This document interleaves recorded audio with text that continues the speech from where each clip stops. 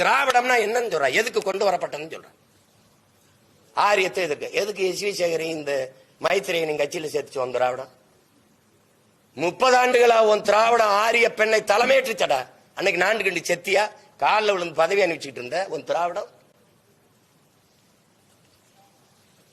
அறிவு தெளிவு கொண்டு அடிமைப்பட்டு கிடந்த தமிழ் தேசிய நம்ம அரசியல் புரிதலோடு எழுச்சி கொண்டு வருது. இது பிரபாகரன் பிள்ளைகளின் காலம்.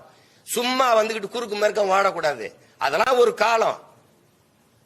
ஒரு பெரிய எழுச்சி உண்டு எழுந்து வருது தமிழ் தேசிய அரசியல் தெரியாம குறுக்கு குறுக்கா திராவிடம் என்ன. நீ நல்ல வீரனா இருந்தா ஈவேராங்கிற தந்தை பெரியாரை சீமான் எதிர்த்து பேசிட்டான்.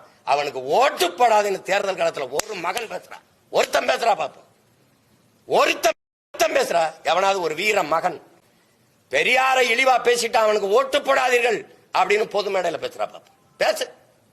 பெரியாரை நாங்க போற்றுறோம் அதனால எங்களுக்கு ஓட்டு போடுன்னு சொல்லி நல்ல ஆண்மகன். எந்த தலைவனுக்கு இங்க ஓட்டு இருக்கு? நான் சொல்லுவேன் எனக்கு இருக்கு, என் கொள்கைக்கு இருக்கு.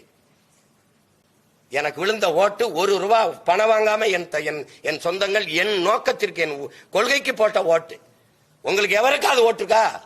காந்திக்கு தான் ஓட்டு இருக்கு. நீங்க கொடுக்கிற 1000 2000 அந்த படத்துல ரூபாயில இருக்கிற காந்திக்கு தான் ஓட்டு. இங்க யாருக்கு ஓட்டு? உங்க ஈவேராவுக்கு ஓட்டா? இல்ல உங்க ஐயா கருணாநிதிக்கு ஓட்டா? யாருக்கு ஓட்டு? இல்ல ஐயா ஸ்டாலினுக்கா? எடப்பாடிக்கா?